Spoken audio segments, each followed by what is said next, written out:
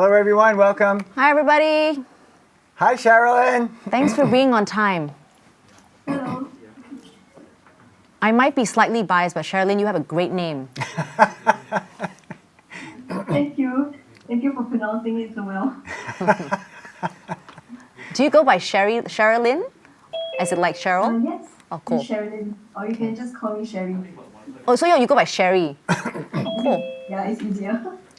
Well, I never heard anyone call you Sherry. They always call you Yeah, Sherilyn. no, yeah. I mean, it's a fairly rare name, so anyone who's whether Yeah. Cherie, it's all good, but it's a great name. Yeah. Own it. Own your Sherilyn. Might be slightly biased, but we're okay. Good to see everybody. Yeah. Anyone wants to turn on your camera, feel free. Say hi. Hi, Hi, Jonghan. Sian. Velda, Hi. Trying to work out. Desiree, Dawn. Unsu. Hi, Sean. Good day to you. Peace, brother. So good to see everybody.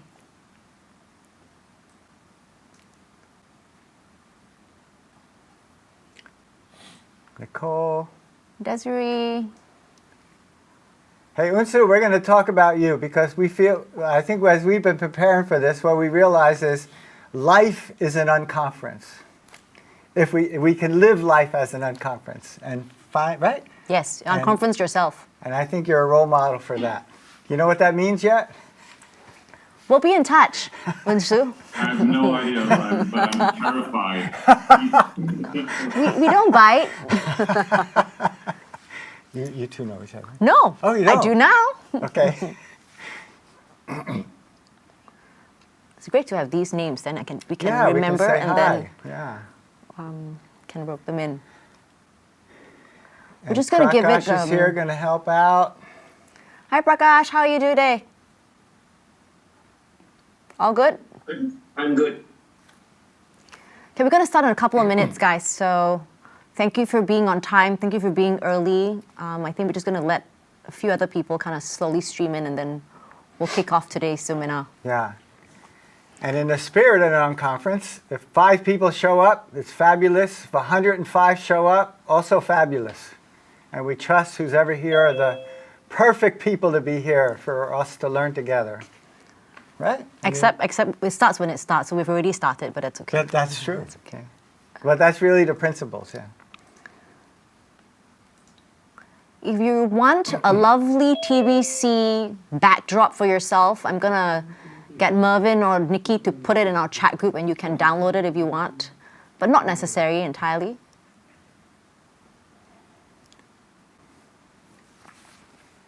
And while we're waiting, also, I don't know if you're all familiar, but recently we did a Birthday Collective podcast, video. Is it still a podcast? Yes, no, it's video. You have to say video podcast? A good question. I was going to ask that question. I said, does podcast only mean audio? Does anybody know? Justin, you would know, right? Is it called a video podcast? Is it a Do you video have to- cast? Is it just a video off? I just call it a video. Let's call it a video podcast. Okay, So so it's called video. We did a video podcast on facilitation because obviously this is one way of facilitating. We can send that into the link. But Don Yip and Prakash who's here, Sheila Pakir, who else? Lewis, Yes. And yourself. myself, and is that it? And then of Aaron's course, moderating. Masterful moderation by Aaron Monium. So if you want to check that out. We've been getting good reviews that it's helpful whether you're a beginner or have a little bit more experience like that. Hello, Santosh. Another open space kind of guy. I think to take us a little bit back, I mean, one of the reasons why the Birthday Collective started this UnConference Zoominars was when we wanted to do an UnConference, we had a lot of people kind of also give us feedback that they wanted to be part of it, but they have never been to an UnConference before. They may have been to one, but they have no idea how it works, what to do. And that's why the facilitation kind of slew of things came about to create kind of like a toolbox and a toolkit for people that they could really have access to. So for the facilitation podcast, video podcast, we assembled some of, I guess, the best facilitators we know of in our midst to kind of talk about how they facilitate, what to do, pitfalls and things like this. And when we were started on this UnConference journey, we also wanted to be sure that we gave ourselves kind of a lead time to the unconference so that more people could to build the kind of capacity in unconferencing. Progress. Right, so Recording stopped. that's really where we're at. Yeah. Are we good to go? Yeah, I think we're good to go. I know you only see the two of us on this little tiny of the Recording in screen. progress. But first, before we forget, there is a whole team that's actually on the other side helping us to get this ready. So thank you very much, Intake, Nigel, Eugene, Shawal, and Kevin, and everybody else here who's helping us make this work. Yes, indeed. And that's really why we have this Zoominar, because in an unconference, in an open space, there's a lot of serendipity. People come in and like magic happens. But behind a lot of serendipity is structure, right? Just that the people and the nuts and bolts of how things come together or things are set up so that serendipity can happen. And we really wanted to kind of just unpack what that is today for you guys, so that you have kind of a sense of what needs to be done so that magic can happen. I guess it's kind of laying the groundworks for that. It's a nice polarity, right? Like, how much structure can you put around something to allow things to emerge? I think that's really the principles that we're going to explore. And Unsu, that's why I look at you, because I know you live like that. Serious, right? You create enough in there to let things emerge. And some of you also live like that. I think one of the things that people have asked since we had the first Zoominar is, why do you call it unconference, right? What kind of process is this? For some of you might know it as open space, open space technology. And one of the big beliefs, and Doug and I were saying as we were setting up for this, is one of the beliefs I have is that we need to create an open space even in ourselves, which is why I think he looked at some of you and we have a project and an interest in really looking at how people unconference themselves in their lives. But that's another conversation for another day. Yeah.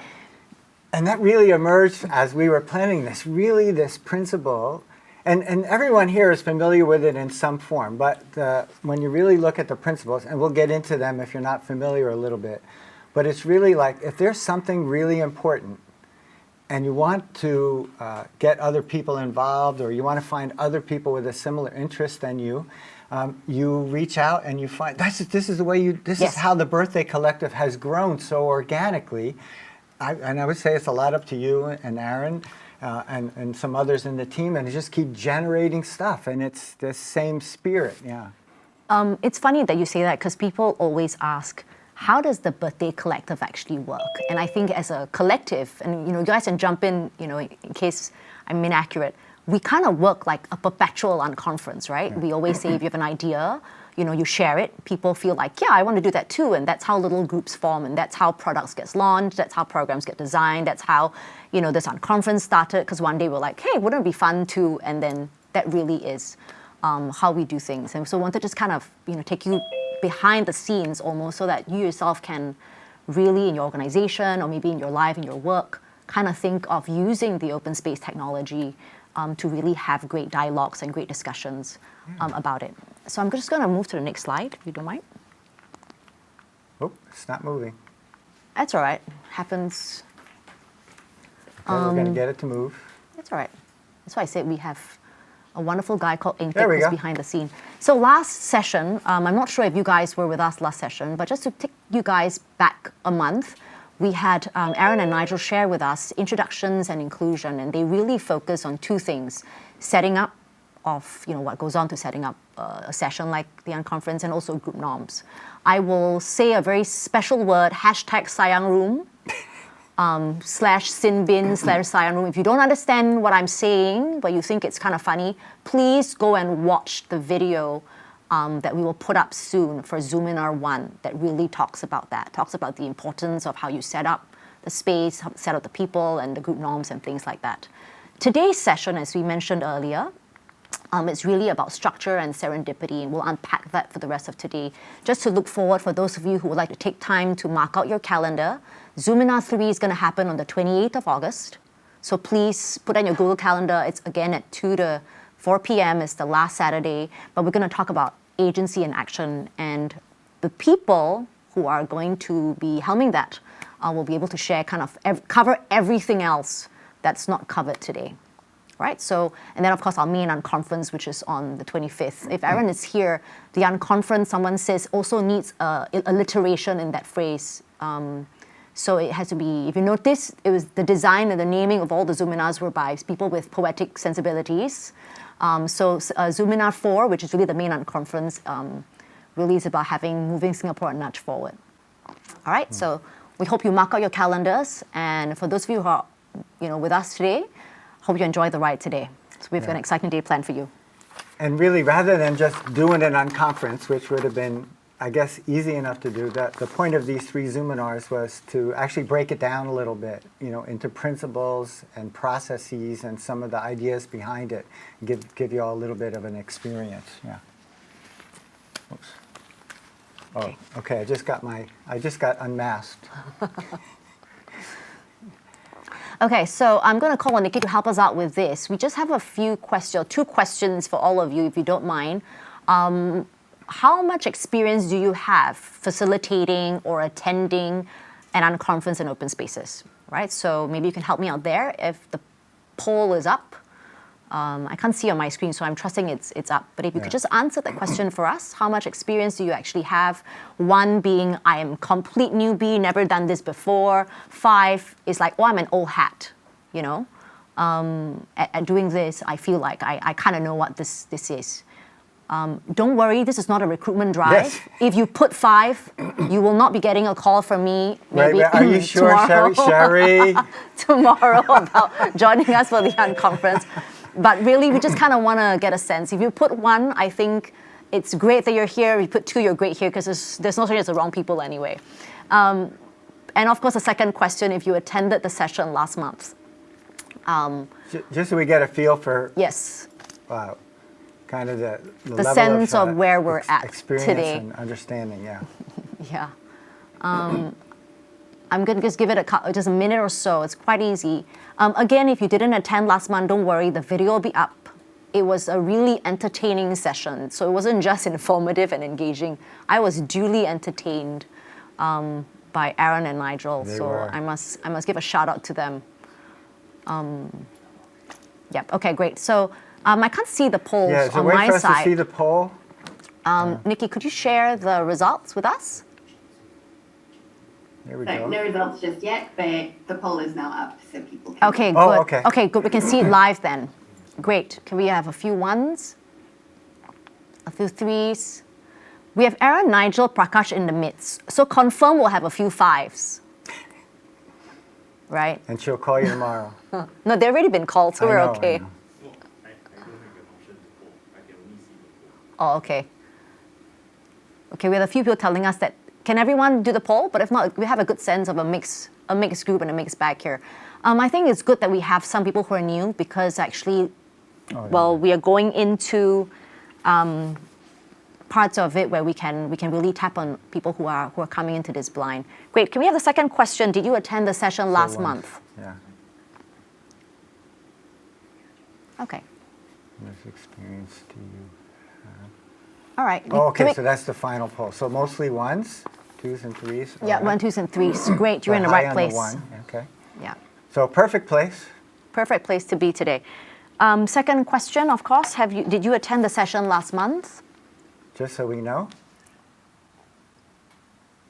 If Are we able need to? cover any ground quickly from last month? We'll just give Nikki some time to set up the poll. One of the things I learned from a friend the other day about doing work on Zoom is that it's a real great equalizer because everybody has the same panel space, right? It's not like if you're hosting, you get more space, especially if you have everyone on gallery view, which I thought was really nice for the unconference, that everyone kind of has a space to speak and share. But great. Okay. Oh, great. Wonderful that mostly most no. of you did not. Okay. It only means that, when we put up the videos, it will be well viewed. Yeah. And I'm glad we recorded it too. So we'll too. put out a recording for that. So I think we'll make sure Well, we'll make sure we cover some of those basics as we get into the structure and serendipity. If you have any questions, well, we're going to do that next, actually, the chat, right, on that? Yes, great. So using the chat function, for those of you who are very new to Zoom, I don't think you guys are, but it should be at the bottom screen. Using the chat function, would each of you please enter a sentence to the following question? Can Can we just click, please? Can we forward it? Yeah. Somehow it won't let me forward again. Can we just move? Here we go. Of all the things you could be doing this afternoon, why did you decide to make time to be with us today, to be here for this session? And what would you like to learn or experience today? Yeah. So if we can have you guys reach for your chat function, we'll have it set up so that we can see it too on our side. Just kind of share with us, what would you like to do and what made you want to come here today?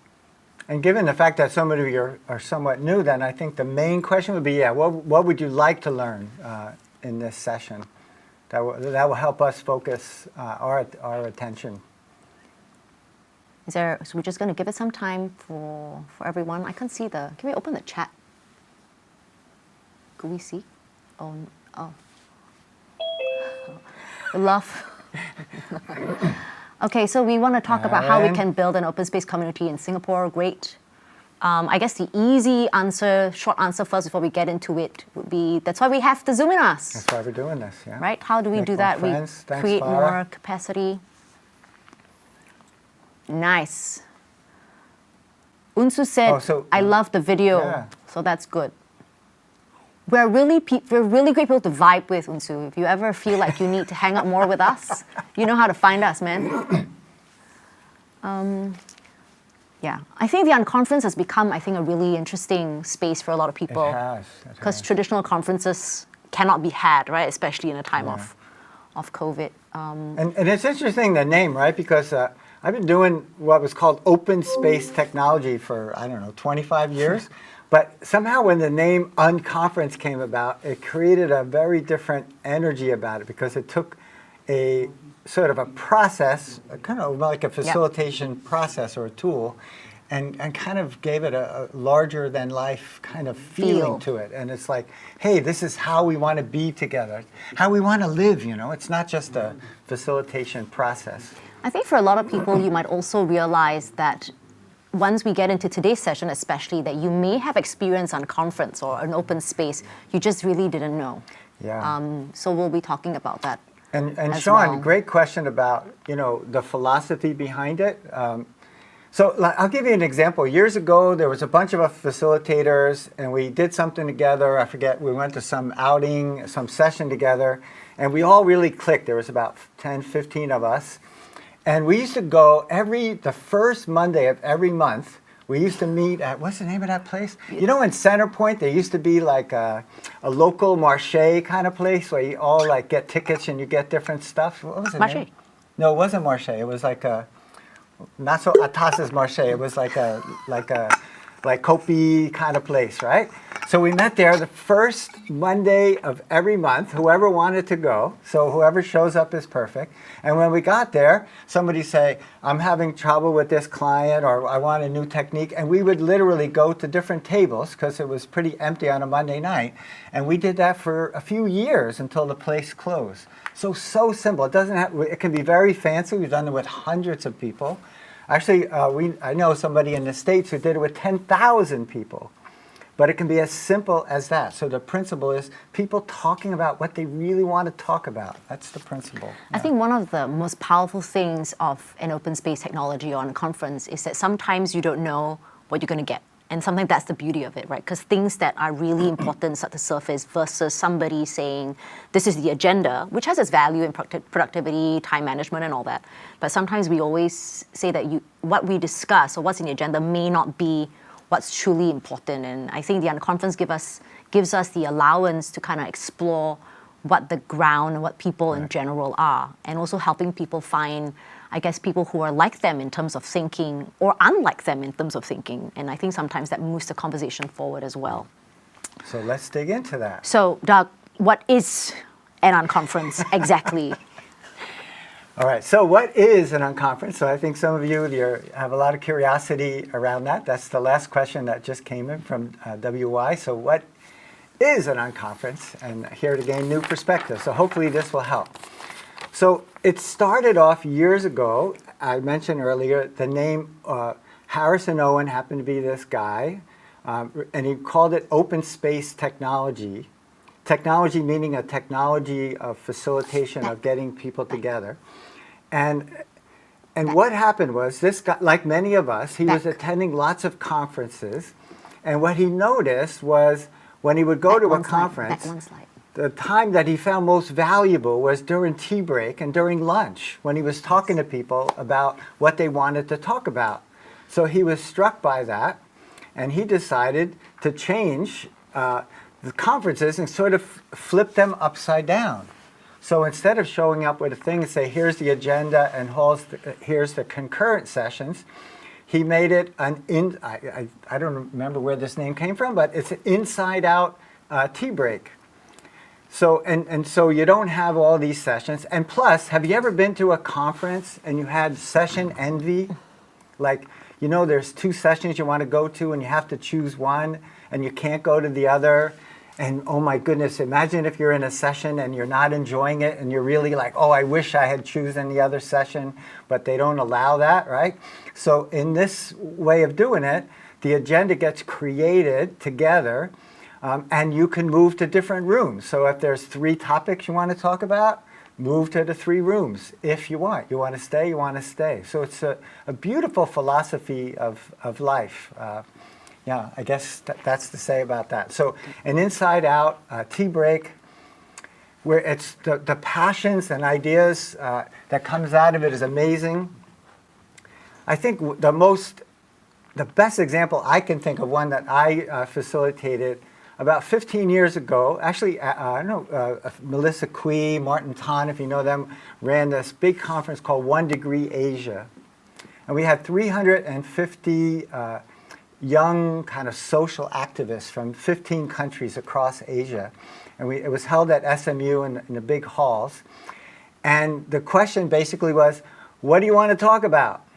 So somebody would raise their hand and take the microphone. They say, I want to talk about making sure everybody in my village gets clean drinking water. So say, okay, go over there. All right, somebody else, I want to end child prostitution. Okay, you go over there. So we had like 20 people raise their hand, go to a certain part of the room, write on a flip chart what the title was, right, of their topic, make sure everyone understood the 20 topics, and then say, okay, any of those topics that interest you, go to that area. And if you want to visit multiple areas, go ahead. And I can tell you, I hope I'm not insulting the engineers at SMU, but I do think that that building was shaking because there's 300 energized people who don't know each other who want to talk about these topics. So that's like the really extreme, but all this has that where passions and ideas come about, the personal responsibility because you get to do what you want to talk about. Obviously, it's not hard to imagine that meaningful conversations happen, whether it's 6 people or a few hundred people. I think everywhere around the world I've participated and facilitated, I don't know how many countries and corporate and education and social and just friends and all that. And I guess if we get down to the principles, somebody wanted to know some of the principles, let's talk about the 4 principles and the 1 law of this thing called an UnConference or an open space. Oh, it's nice and colorful, yeah. Cool. So, I mean, there are structures, we mentioned, behind the serendipity, and we're going to just kind of unpack what the 4 principles and the 1 law of the UnConference of open space technology is. It's whoever comes is the right people. Whatever happens is all that could have been. When it starts, and when it ends, it ends. And then finally, the 1 law, which is the law of 2 feet or the law of mobility. I personally, it really depends on how you want to call it, because some people don't always naturally, you don't need feet, you can just kind of glide around as well. But let's just talk about what it means when we say whoever comes is the right people, right? So in the spirit of that, I'm going to get some of you to unmute yourself. In your understanding, because all of you here today are the right people. That's our belief anyway for Douglas and I. But if I could just kind of turn the camera How does around. that feel to know that we think you're perfect? What does it mean to you? Just if I say it, whoever comes is the right people. Can I just have one person unmute yourself, and I'll put a facilitator on the spot first. Those of you who would have rated 4 or 5, right? Let's put you on the spot to kind of say, what does it mean when all the people who turn up are the right ones? Can we have just someone share your thoughts on that? Don't make me call names lah, yo. Okay, Prakash, you're up first. Actually, I put a 3. But, Okay, but never mind. So modest. Unless I'm the right person, right? So that's fine. Yeah. So for me, that what that means that if you bothered to sign up, if you bothered to turn up, then you've clearly got an interest in whatever area that you think of, and therefore that makes you the right person. And even if you turned up because you're merely curious, that makes you the right person as well. So as long as you turn up, you are the right person. And that's always been my philosophy for any kind of facilitated or non-facilitated endeavor. Does that make sense? I'm sorry. I'm sorry. I haven't had enough coffee. It's finished. I understand. But it's okay. That was perfect because whatever happens is what could have happened. That goes, and that's true. So to just kind of loop back to what he said, whoever comes is the right people, because I think whoever made time to come, to be part of that conversation or that many conversations because they want to contribute, I think that's really the spirit of the UnConference, that no one person's viewpoint is more significant over another person. Everyone's voice deserves a platform. Yeah. And there's 2 levels to this, right? So let's say you, like for now, we're doing this, we're not actually doing a UnConference, but we're doing a Zoomer on it, but we're using the principles. So we're all perfect to be together. We're the right people, so we believe that. But in a little while, we're going to ask you all to pick like a breakout room about a specific question. It's possible that 10 people will go into a breakout room. There's possible another breakout room, 1 person will go. So at that level, we're also say that whoever goes is the right people. So it's both from who shows up in the room, as well as who shows up in the groups that break out. So on both levels, yeah. So one of the questions that sometimes people ask about open space is, what happens if there's only 1 person in the room? I mean, it's a lot. I guess it could be awkward even on Zoom and in person, right? So let's say in a physical space, you say room 1 is topic A, and then you go in and really you're the only person there, right? Then what happens, right? What happens? And I think we covered that before in saying that I guess you have 2 choices, right? You can either go to another room or you could actually unconference yourself and unconference the topic. Yeah. And you never know, because maybe in 5 minutes, someone from another room is like, oh, there was this other room about that, and they have an interest in coming in too. Yeah. So there's really no set number. For those of you who are thinking, oh, we need 2 to have a discussion, 3 to have, something else. Actually, 1 person can have a real good discussion too. Sometimes it's great for them. Aaron Monium, for example, who Aaron Monium is, who put this in the chat, introvert heaven. So yeah, it might be nice. That's wow, I get to think for myself and reflect. Other times they say, you know what, it's not that important and I want to go to that topic. Other times they wait for a few minutes.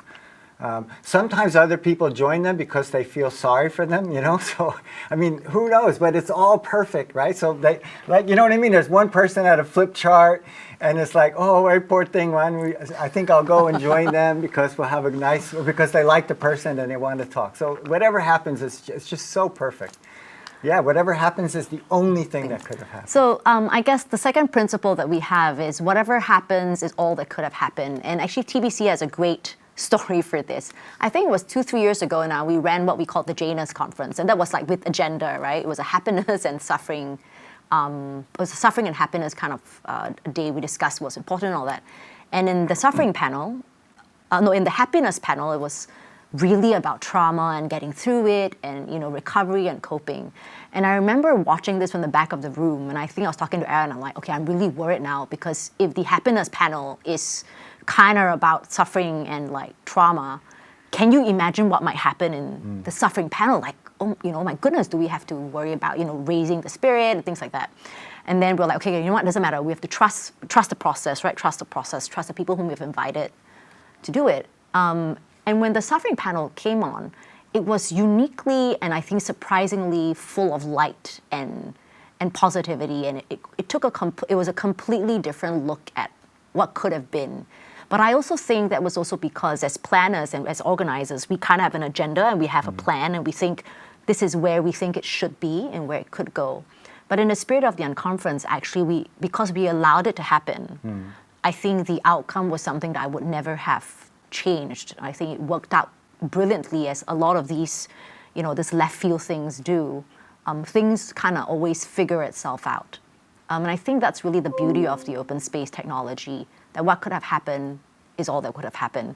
And I think for those of us who have had the opportunity to be part of a conversation that you didn't plan for, it could be within friends, it could be at a dinner party you didn't want to go for, but you turned up anyway and got caught up, or in a formal UnConference, that's really sometimes the value of it. One of the most precious times for me every time I go to a conference is never the actual conference, because they give you slides anyway and they give you recordings. I love the moments where you're queuing for tea break or for lunch and you're in the queue with people in front and behind and you're kind of stuck there and everyone makes small talk.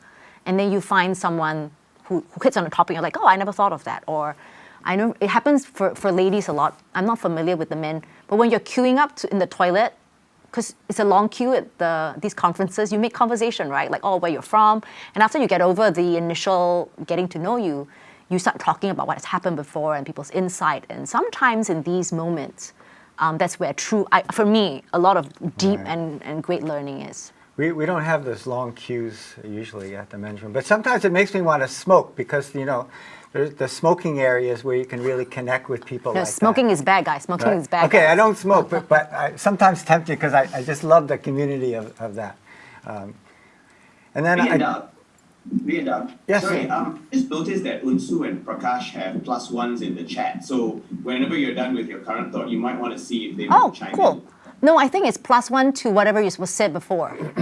The guest house, the poem, The Guest House. Yeah, Prakash, right? Am I right? Okay, Your +1 is double-checking. your +1 was because you introvert heaven, right? About the introvert statement that Aaron. Yeah, me too. Aaron made. If I Hey, had a time, I would +1 too. Can somebody pull up, maybe after we just finish this little piece, can somebody pull up The Guest House, the poem, and read it to us? Yeah, it's just being put in the chat. Oh, Okay, and then can somebody, well, why don't we just do it now? Can somebody read it out? I mean, any poem from Rumi already adds magic to the space, right? So, can somebody read it? who talked about the poem? Santosh, can we have you, if you don't mind? Santosh, can you read The Guest House, please? Yeah, I'll be more Stop. than happy to. Let it be known that I wasn't the first one to arrow like that, okay? It was Doug, okay? Please, all you TBC people who are looking at me, Douglas. Yeah. So this is The Guest House by Rumi. This being human is a guest house. Every morning, a new arrival. A joy, a depression, a meanness. Some momentary awareness comes as an unexpected visitor. Welcome and entertain them all, even if they are a crowd of sorrows who violently sweep your house empty of its furniture. Still treat each guest honorably. He may be clearing you out for some new delight. The dark thought, the shame, the malice, meet them at the door, laughing, and invite them in. Be grateful for whoever comes, because each has been sent as a guide from beyond. That's a lovely beautiful. notion. That each has been sent as a guide from beyond. How beautiful. Nice. Thanks, Santosh. Thank you. That actually segues very nicely into principle 3. When it starts, it starts, right? When the guest comes, he comes. So I think in the spirit of your UnConference, it's kind of, okay, to be fair, it's not necessarily exactly true that it starts when it starts. Because sometimes when we say 2 o'clock, that's kind of when it starts. But I was telling Doug, because we do training and capacity building, I said, so when does a session actually start? Is it when we say at 2 o'clock? And then I said, no, actually it starts when you get on set or you get to the venue.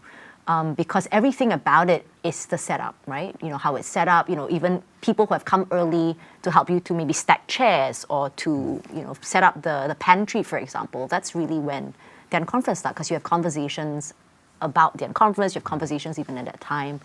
But really the unconference starts when it starts. It could take some official warm-up. I think we was connecting activities. That's what I love that phrase. First, but all of that actually adds to the unconference. Really, I do a lot of work overseas, and sometimes English is not their first language, right? So it's kind of hard because I work with an interpreter. But it always starts because I have to go early. I've got to meet them. I try and meet as many of them to kind of get to know their names, because it takes time for me to figure that out. But that counts in the whole process of things, and that's why we say it starts when it starts. But also it ends when it ends. One of the questions that someone asked us, you know, earlier today we were chatting offline was, so how do we end? Is it 4 o'clock and then it finishes because that's when we leave the place? But I think if you think of what Doug said earlier, it doesn't really end, because sometimes it becomes an actionable thing. Sometimes you go on, you make friends, you're like, oh, let's take this on WhatsApp, or we take this on a Facebook group, or we take this on a different chat. Oh, hey, let's meet for makan. Okay, pre-COVID you probably can't, but now maybe you can meet for makan. You know, things like that. So it really ends when you kind of want it to end. It's not really bound by time. It's not, you know, it's not like you leave a conference and you're like, okay, this is where it ends. But I think there's a beauty to continuing conversations that is wonderful about an unconference. But we want to really focus on the law. The law says the law of 2 feet. We'll do that a little bit more, but to these 4 principles, Doug has a wonderful phrase that he says a lot. Yes, he says a lot. Let me You'll see it in just the talk next about slide. when it ends, it ends. Okay. So imagine you're in a small group around a topic and there's 5 of you, and you feel like, you know, you've talked everything you want to talk about and you're ready to move. It's over, right? So it ends when it ends. As Cherie said, often a session ends. Like Sherilyn was at a session a couple years ago about civil society and civil service folks coming together, and sort of ended in an open space kind of thing. And we had to close the room. It was NVPC. We had to close the room. And a whole bunch of people said, let's go for dinner and continue this. Like, that's, you know. And maybe the most interesting one when it ends is one of the ones, SMP, it's a senior management program, a milestone program for fairly senior leaders in the civil service. And they're getting bombarded. If you've been to a program where it's very structured and you get all this stuff coming at you for a few weeks. So we always create a half a day for people to talk about what they want to talk about. And this one particular group of 30 of our senior leaders in the civil service liked it so much. They liked the idea, the principles, that they went on a study visit overseas. And when they all went for dinner, they did it over dinner. They were like, I really want to talk about the museum that we visited today, or I really want to talk about education. And they continued it even over dinner outside of Singapore, even though that was just a half a day. So it's pretty cool, right? I think some people also do it on WhatsApp. That's what happens. Like you have a WhatsApp. thing, and they were like, we're going to start a WhatsApp chat for, I don't know, mental wellness. So if you want to be there, this is the code for it. And then you can. So I think there are many avenues now that you can take it. But behind all of this, really is trust the process. Between Doug and I think we say to each other a lot, it's okay, it'll work out, but we've got to trust the process. And I think that's really the beauty of it. I think I know in some unconferences they do have this written up in flip charts. I don't know if you put it up, do you? If in person, do you put this one up? Trust the process? No, Yeah. we actually just made that up for today. So if we go back to the 4 principles, some people find these 4 principles a bit too chim, you know? And they're like, voila, what is this principles? And I'm really serious. I've seen it happen where people feel like it's kind of like, I don't know, abstract, and what is this? When it starts. It sounds a bit, you know, mystical or something.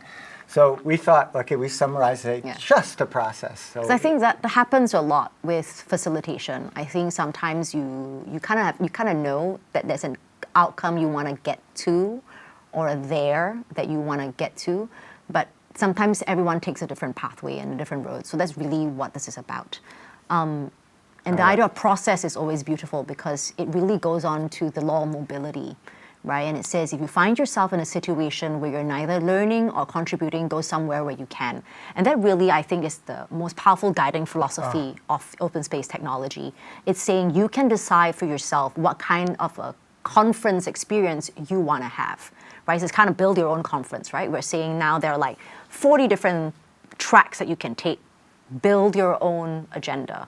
And I think that's really wonderful. In a lot of traditional conferences, what they do is they say, okay, you know, we have like 18 rooms. In each room, we have like a whole day worth of seminars. Pick and choose the one that you want. And that's great. That's kind of still formalized. But again, those agendas are preset by whoever organizes it. Here, the whole, I guess everybody who attends what we call a marketplace of ideas. And it's where these ideas come about.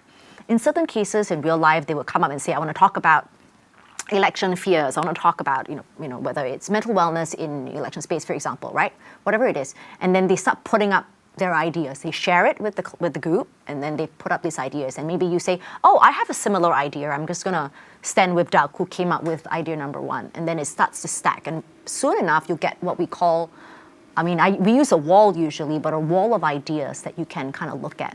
And that wall becomes a roadmap of like where things are. Like a map of like, you want to talk about this topic, you go to this zone. You want to talk about topic B, you go to zone B. And then depending on the time that's given, you can kind of rotate through. But what it also means is you can look at the board and like, yeah, I thought I wanted to talk about mental wellness, but I went there and the conversation is not kind of what I thought it would be. I want to go to number 2 now because they're talking about, I don't know, cheese and crackers, for example. Right? Should we, you know, in a conference, and then that's what you talk about. But you can decide for yourself where is it you want to go. And a lot of times, maybe it's an Asian context, I'm not really even sure, but people go to a conference, they're like, they feel bad. They feel bad about, but I really want to go to like whatever the other room is because they're laughing and I want to kind of see what's up. It's okay to leave, and actually it's built into the UnConference where people coming and going is part of the process. Having said that, in some occasions, depending on the crowd you're working with, especially if you have a lot of people who are attending for the first time, you can actually buffer in time slots to say that, okay, you know, we'll make a change every 30 minutes or 25 minutes. And then you can stay and continue, but at every juncture, people can then get a bell that says you want to move. And you can do that on Zoom as well, which is other platforms, other digital ways in which we can look at unconferencing. Next slide, please, Saintek. And in case you're wondering, like some of this doesn't, you want to hear a little bit more. Sorry, what's the right word? We are going to watch a short video later to show what an unconference or open space looks like with a few hundred people, just so you can visualize it and not just talk about it. So on that law of mobility, we encourage people. So one of the, and I guess it'll be a focus for the next Zoominar about sense of agency, but one of the slogans for an unconference is if you do not have a good experience at the conference, at the unconference, there's only one person to blame, right? Because you always have a choice about where you want to go.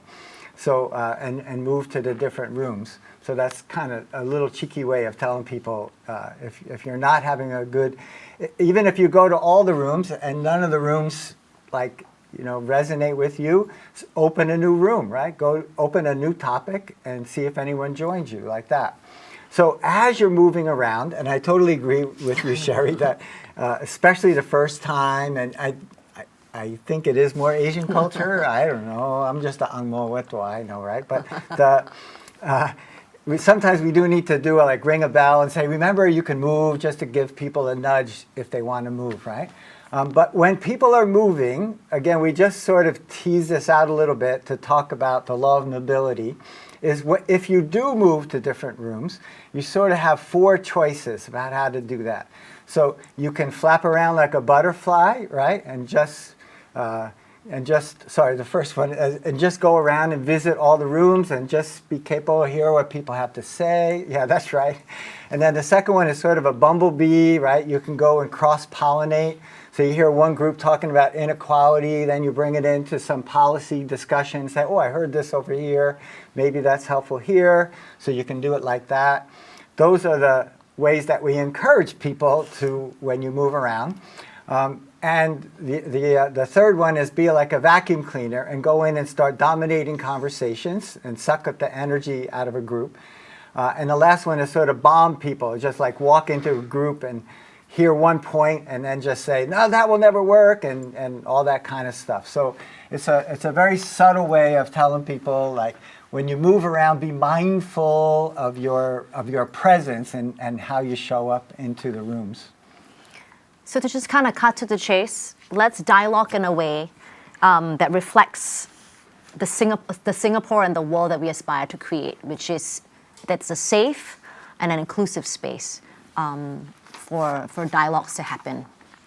Right? So how do we do that? We want to facilitate. So what does it mean by facilitating a safe space? We generally look at 3 levels of confidentiality. It's a bit more levels now than back in the days. Social media has made us really have to really think about the idea of privacy and confidentiality. So just as a general rule, you can set your own norms. If you want to learn how to set norms again, please visit Zoominar 1.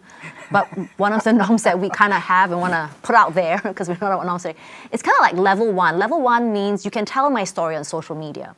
Right? In any UnConference, you kind of want to set this up at the beginning, right? Of saying, what is it we can do? So people are will kind of think, okay, do I want to share this, maybe a personal story with the group, things like that. So the first level is you can tell my story on social media, which means I can link you. I can say this is Nicole's story and this is what she said in room 1. She said that her mother did this and her boss did that. She works at so and so and such and such. Okay, that's really like a level 1. Level 2 is you can tell my story, but please hide all hints of identity, which means, oh, I met this guy and he said this about an MNC, or I met this girl and she said this thing about the social space or like the charity she works for, and it talks about XYZ. Sometimes for me, the reality level 2 it rings true simply because I can't remember who exactly said what. Sometimes the group is big and you're like, this person said, XYZ and I don't remember her name. I only knew she worked in like the social space, for example, and that's okay too. And that's where a lot of us, I think, feel comfortable in. We don't really mind what we say gets retold accurately, but also we just kind of maybe want to give some distance, right? So level 2 is really where a lot of UnConferences and I guess really will work. The third one, it means totally 100% between us only, which means you can never repeat it outside this room.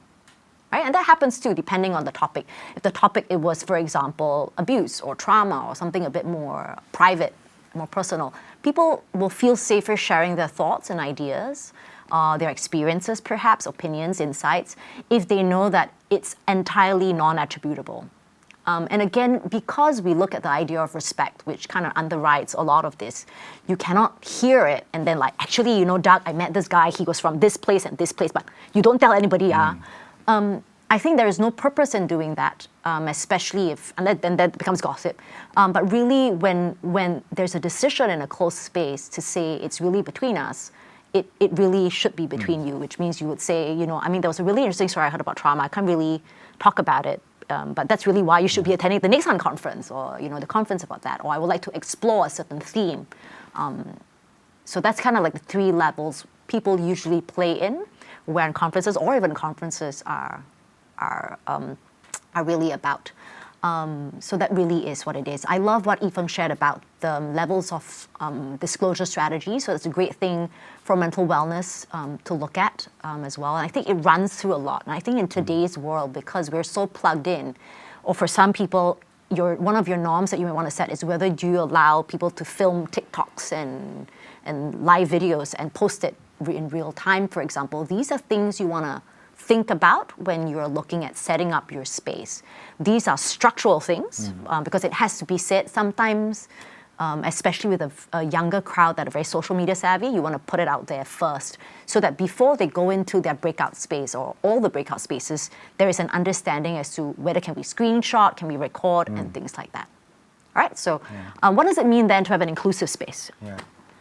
And you can always use those 3 levels, by the way. And I don't know, some groups I work with, it doesn't have to even be on conference and open space. They really take to this. Like it becomes like just happens, right? Where everyone starts their sharing. Okay, this is number 1. This is number 3. This is like, and it's really nice when it catches like that and you get that, right? For an inclusive space, So this is about the structure and serendipity, right? So we know that when a group comes together and they don't know each other and there's no facilitator or anything like that, we know that it's not a guarantee the group will have a great conversation. It's not a guarantee. It's hopeful because we're talking about topics that we feel good about, but we may disagree about it, or one person might talk a lot. So one little simple rule, which we think really helps with small group work, is the idea that no one speaks twice until everyone speaks once. So this way, you create that inclusive space, and it allows for people who may not say something, but they get invited. And of course, they can pass, right? But often, I don't know about you, but I'm often in meetings with a fairly small number of people, and there'll be a couple of people who won't say anything. And I feel like the longer they don't say something, then the harder it becomes to get their voice into the room or into the meeting. So a very simple rule, which we can use every day of our life when we're at a meeting, is really try to keep to this thing. Even if we don't articulate it, no one speaks twice until everyone speaks once. So get the voices in the room. And we hope that you use that in our little mini open space UnConference-y thing we're going to do.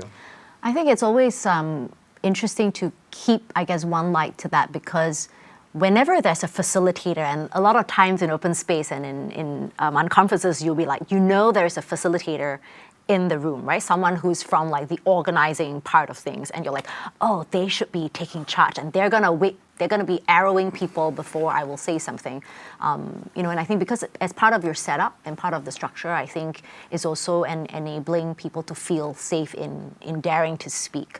The second thing that people always say is, oh, it's Douglas's topic. Douglas should have like a big say in it. It's true, he could have the first say insofar as like, hi, I'm Douglas, thanks for coming to my room.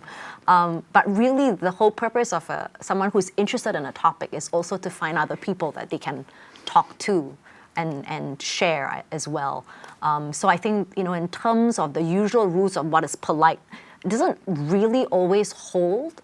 You're allowed to say, oh, I really don't think along the same lines, and sometimes this divergence in thinking is what's beautiful about a dialogue and a discussion. So we're going to test it out. We're going to put everybody into breakout rooms. What we've done with all the questions that you guys have put up in the chat so far, we've gotten our good friend Nigel. We've put him to work. He's got a nice spiffy hat. Nigel's going to kind of share with us the 4 big themes that have emerged from all the topics. So we're kind of cutting through a little bit. In actual format, you would have everyone put up on Post-its or on a Padlet type form, and then we'll kind of vote up what we want to talk about. But we're just going to shorten that process a little bit in the interest of time. And just to have an also experience. have an experience of what a discussion could be like. In each of the breakout rooms, and there'll be about 4, you will find a TBC person. They are not your facilitator. They're just there to ensure the room is open and for the background. So please have a great conversation. Nigel, can we just have your 4 themes that have emerged? Yeah. Oh, I think we're having a little bit of difficulty with Nigel's audio. So Okay, Nigel, can you just type it into the chat box then?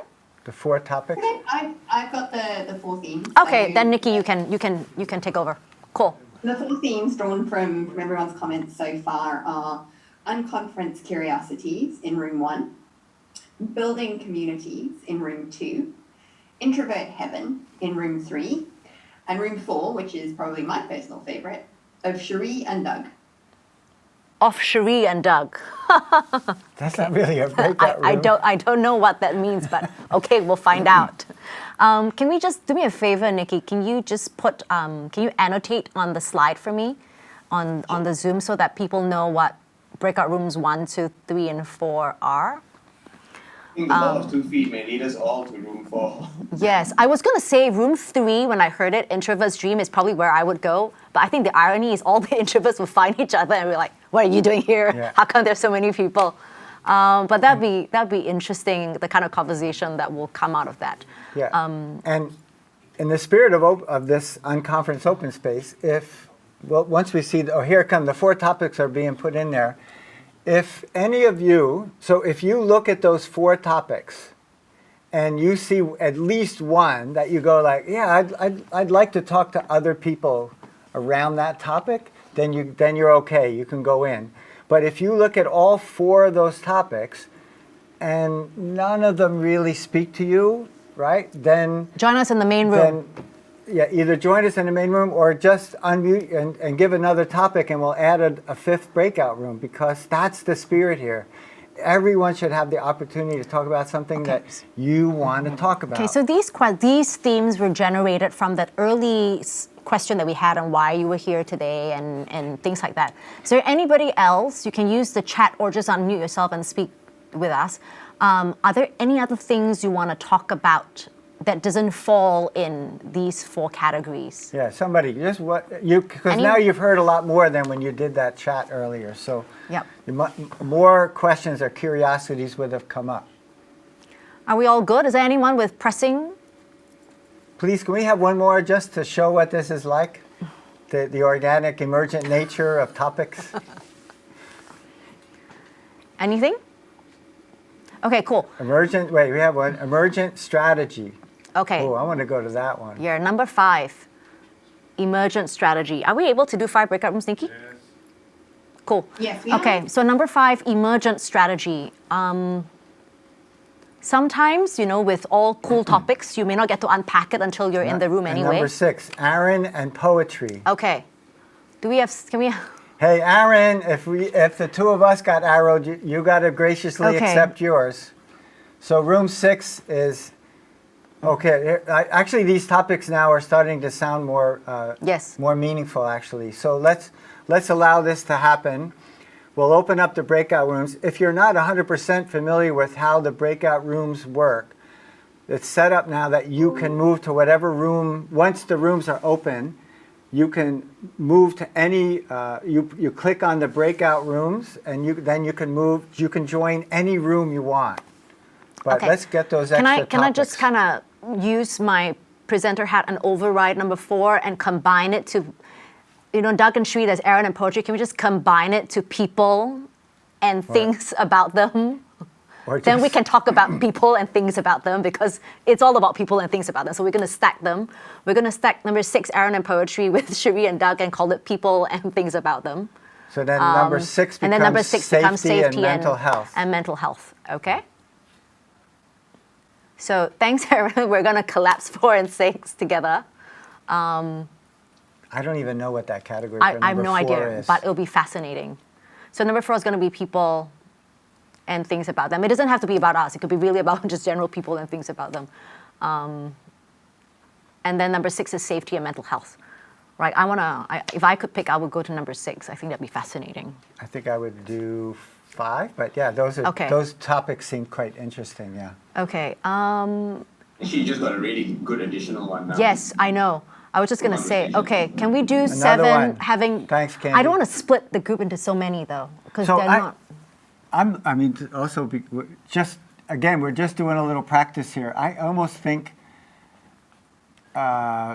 introvert heaven is probably not a topic to Yes. talk a lot about, because if you're there by yourself, it's great. If you're there with other people, then you've ruined the topic in the first Hashtag place. Sayang Room So maybe number for 3, introverts. 3 can be having difficult conversations. Yes.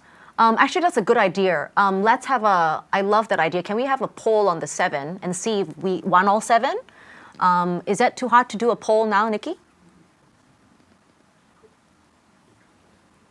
This is the It'll take me a minute. Hang on a sec. this is the realities of doing. But maybe while Nikki is setting up, and before we vote on all 7, UnConference curiosities. Can someone hold on, Nigel? Do you know who came up with UnConference curiosities? It was a few people. Yeah, I mean, that's why they're Okay, here. so people who ask questions about UnConference, general questions, can I just, one of you share just kind of what you're talking about, what kind of question you might have? In UnConference, generally the topics are question format. Doesn't always have to be, but a lot of times of question format. Anybody who's new and probably has some questions about it, can we just have one example of? Or any of you, other than the ones who come out, because we know who those came up with, who are the ones who came up with those questions, I guess, building community, I think that's quite clear. Does anybody need clarification on the topics? Are we all good so far? If you could just give me a thumbs up with your, is it annotation emoji sign? If you're all good, then we're all good to go. So everyone has at least one topic. Yeah, great. I'm just going to wait for Nikki's thumbs up so that we can go to poll for this. But this is actually really what happens in an unconference, actually, can right? I suggest, because this is emergent, can I suggest we don't do the poll? Because we can do all because seven? anyone could go, you can go to any topic. You might be by yourself for a while. And that's okay? And you can stay there for a little bit, think about it yourself. Maybe somebody will join you, and then, or you can move that way. Because that is really how this is done, right? I mean, we're playing here because it's online, and we're just doing a condensed version. But in real time, every topic is. People would say, "I want to talk about this." Go to a certain space. Maybe somebody will join. Maybe they won't. So maybe we at least play with that a little bit. So there is on the chat. You will see. Thanks, though, Nikki. You'll see all six, seven now. Can we just get someone to retype the chat so that it reflects the difficult conversation one? I kind of think we can get rid of number 4. I don't know how easy it is to do there. But No, people. Just people you could talk about like difficult people, interesting things. I don't know. We'll see what comes out of that room. Will be fun to see. Yeah. Okay. Yes. So we've removed the introvert heaven. If you would like to introvert heaven, you can hang out with us here. Can I make a plug? I'm sorry, I don't mean to disrupt this, and I'm happy to take out introvert heaven at the end if possible, but I don't think the point of that topic was to be an introvert heaven. Yes. It was to discuss how to create introvert heavens if we have lots of introverts in the future. So there's actually a very strong facilitation, educational element to it if we have Okay, thanks for clarifying. See, that's part of the marketplace, because you would go up and you would share what your topic's about, because you could have a really funky topic that, then you can unpack it for them. Okay, great. So, so the new plan now is... Sorry, can I just... Sure. So, Aaron, are you suggesting we put that back as topic 7? So we're going to follow the annotated list. 1, 2, 3, 4 has now been replaced with people. So that's 4 stays, 5, 6, and 7. So we're going to have 7 rooms that are going to be available. Are we good to go on that, Nikki? Yes, we are. Okay, great. So we're going to leave the slide here on the main room. If you cannot remember, you can take a screenshot if you like. If you cannot remember, we'll have all 7 put into the chat. Thank you, Mervyn. Appreciate you guys being on the ball on this. If not, we'll leave this slide on in the main room and then have you guys go and have fun in your breakout rooms. We'll see you there too. But the breakout room should have the name, right, of the topic? Yes, right, yes, all good. All right, so if you ever decide you need a break, we are like your tea break center. Come and hang out with us. And then if not, please go forth into your breakout rooms. We'll see you in about 15 minutes. We now can police who has not gone, and if you're not gone, it means you're going to have a chat with us, that's all. And that's okay too. So please find your ways into all the rooms. Room leaders, can you just please remember to record your rooms? Okay, I just say something that's totally off the cuff. I mean random. Because I just moved to a new HDB estate, and so what I wanted to do was to like try to build the community. So I set up like a free book exchange corner. So so like kids' books and actually stuff that my kids have outgrown. So books, we just put it downstairs at the bookshelf, and then people have just been exchanging the books. So I was just thinking, how can I manage this community, but also allow others to take responsibility? Yeah, no, Sean, so there are 2 principles I've heard of. One is the clumsiness principle. So you establish a culture of clumsiness. You can be clumsy, so you normalize clumsiness. And then the second principle is safety. So you can say what you want and there's no fear of reprisal. Like you don't need to be fearful of anything. So establishing principles like that in the culture and normalizing them.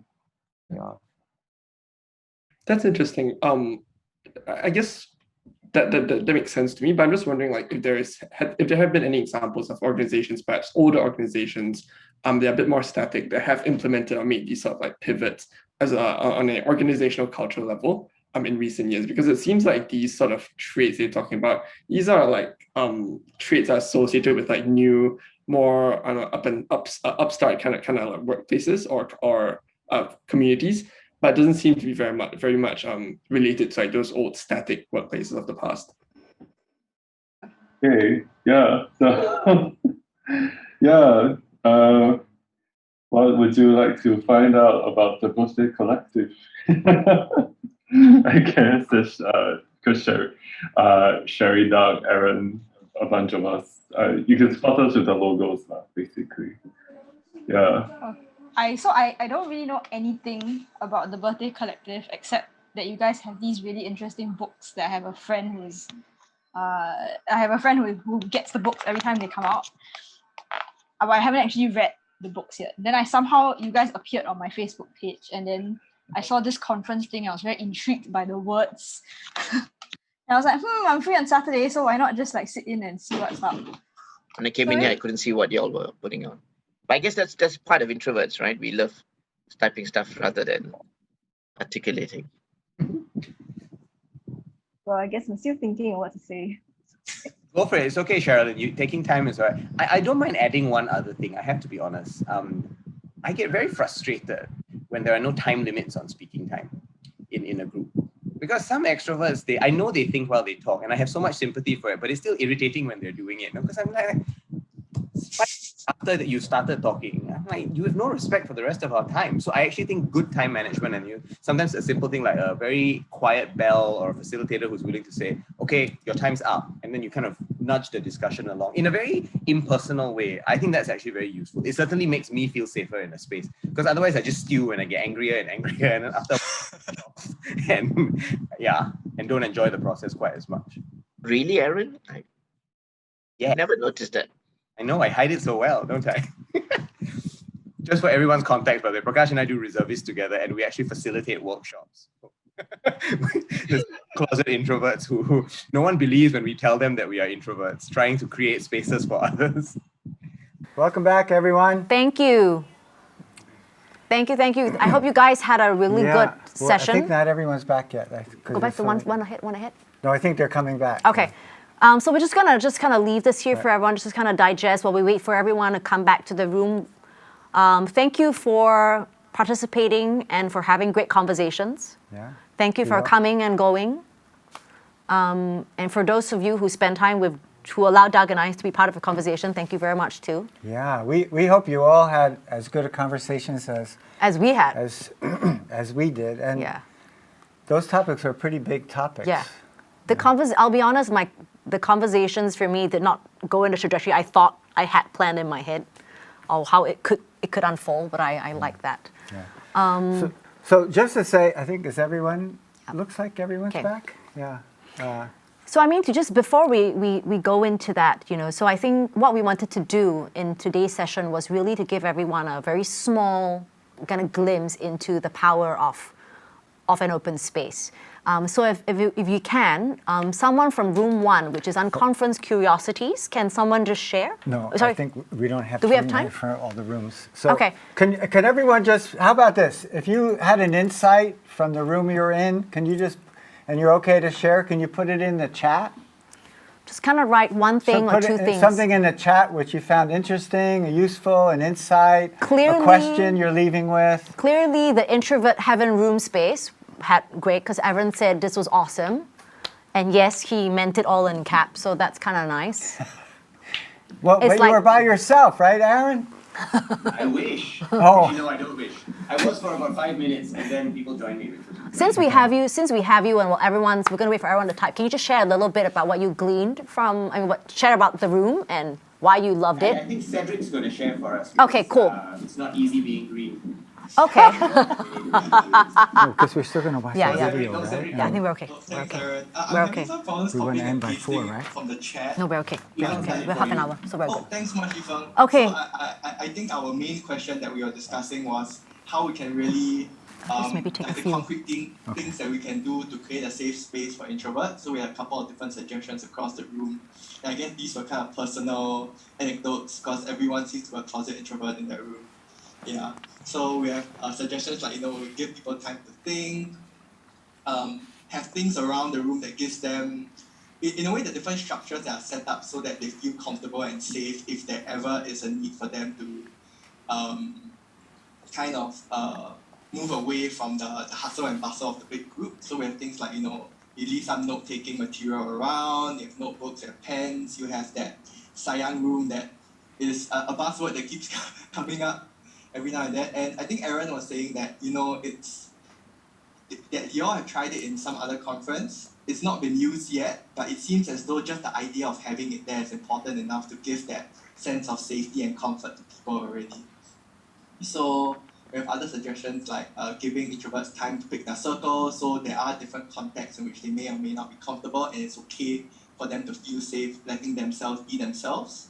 And some of the other process stuff like setting time limits, not forcing people to speak for the sake of speaking, and when we move from place to place, also acknowledge that they are coming in and really make them feel that they are welcome and are able to contribute in whatever space they turn up in. Yeah.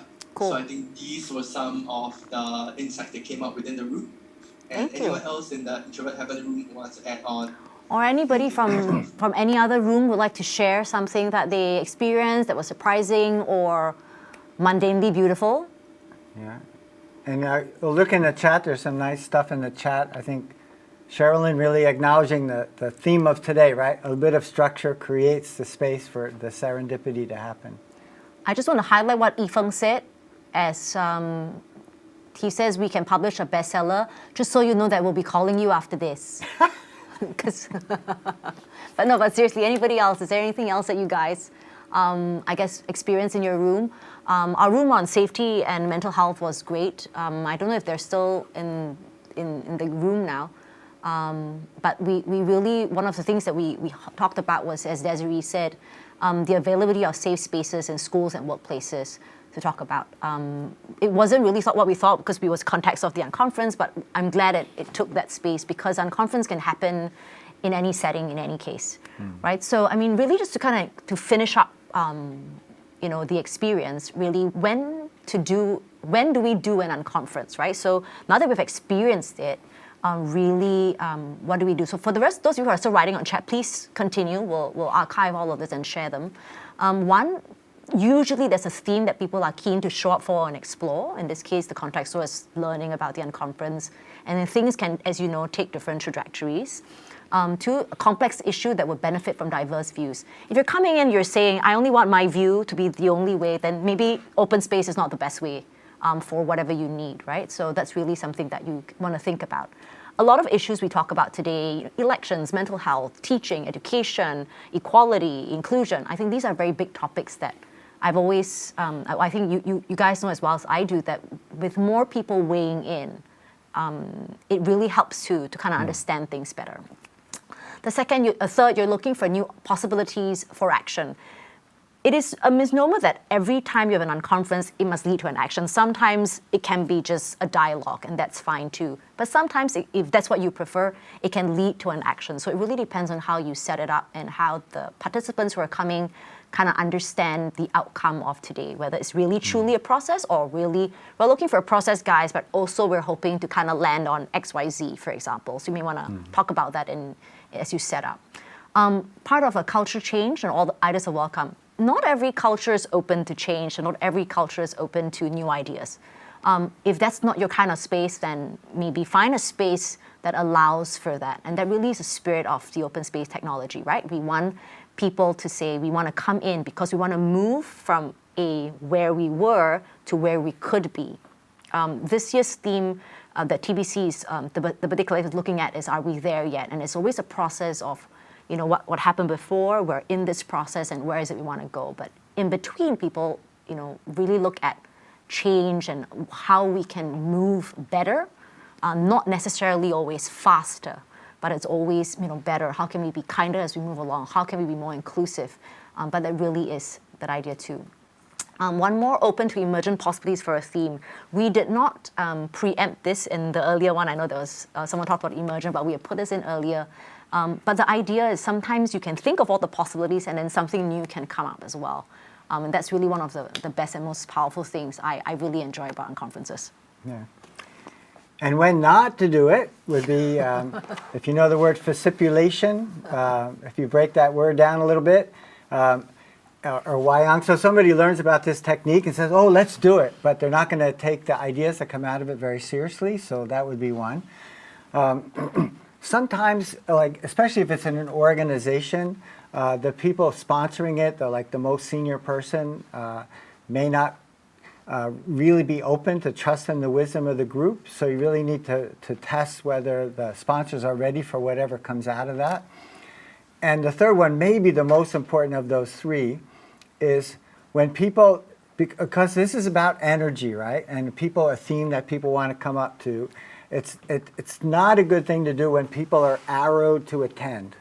So I remember when I first joined CSC years ago, and I brought up the idea of doing open space, and somebody said, open space doesn't work. So I'm like, what? What do you mean it doesn't work? What happened? Somebody told me at one of the ministries, I won't name the name, PSD. Anyway, they ran a 300 or 400 person open space, right? But it was one of those things where like everyone was arrowed to attend, and it was at OCC. If you've ever been, you know why they used to host events at OCC? Because Yishun's a very dangerous place, and people they're hostages there, right? So they can't leave. But wait, this is level, what is it? Level 2, okay. And so anyway, so can you imagine most of the people they have to go, they have no choice to attend. I wasn't there, so this is what I was told, that it doesn't work. And so they said that nobody wanted to open topics and nobody wanted to go to things, and they all just went and had tea and coffee. Well, that's because you don't have this kind of thing in a space unless people really want to go and they have a theme that they're interested in. Otherwise, you have a lot of energy that, they just want to have tea and talk to each other. So I would say that's the one really to be careful of.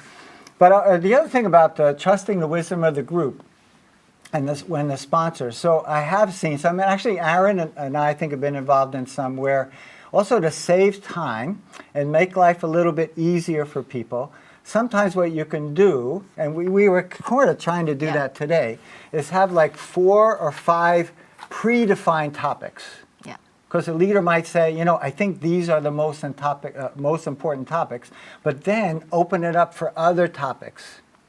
So it's open spacey in that sense. It has that same element. I think Nigel and Aaron talked a lot last month about there's no exact formula. There has to be an exact way. So sometimes you flex a little bit, and if you think there's a few topics that you really want to think are important to talk about, you pre-populate them, and then you still create open spaces, blank spaces for other topics to emerge. Right? So that's a little bit of when to do it, when not to do it. The video's next. All right, so we thought, again, if you haven't seen one of these things or experienced it, show a video, and then we'll have 5 minutes for a Q&A to finish. So in the video, you'll see kind of an overview of what an open space is. So can we just go to the next slide? Cool. So this is a big one. That's why we use this when it's fairly short, 6 minutes. But it really shows what a big open space might look like. Because we have another one with a Singapore facilitator, but not as clear. Yeah, but we'll send that link out to everybody.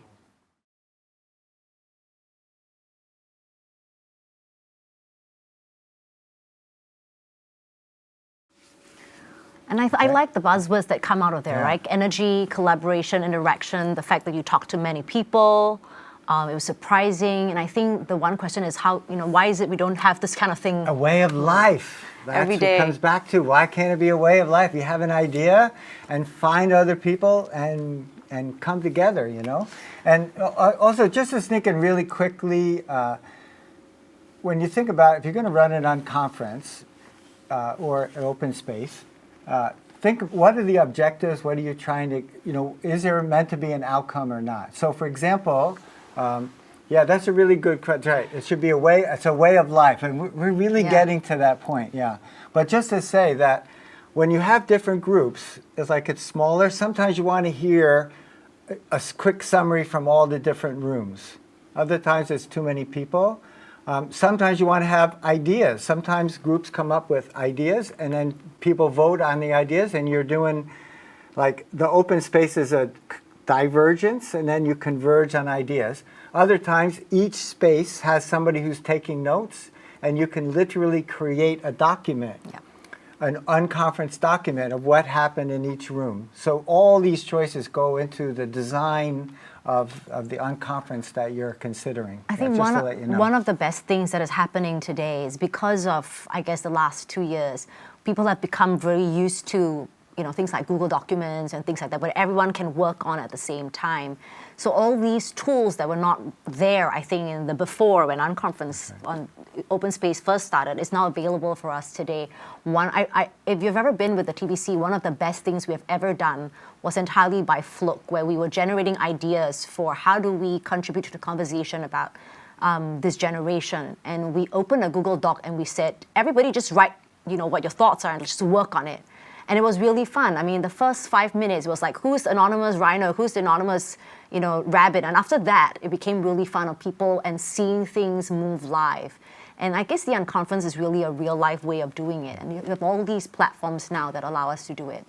So now we've really covered inclusion and introduction last month. Today we looked at structure and serendipity. And I think, in the face of serendipity, I think there's a lot of things that you might have to set up and look into.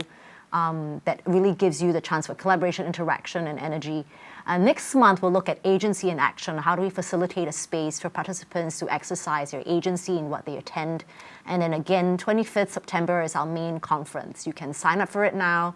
If you would like to come on board as being part of the background, as part of the pre-structures, please also look for us. You can find us on Facebook. If not, thank you very much. I will hand the closing to Doug. I think that's it. No, I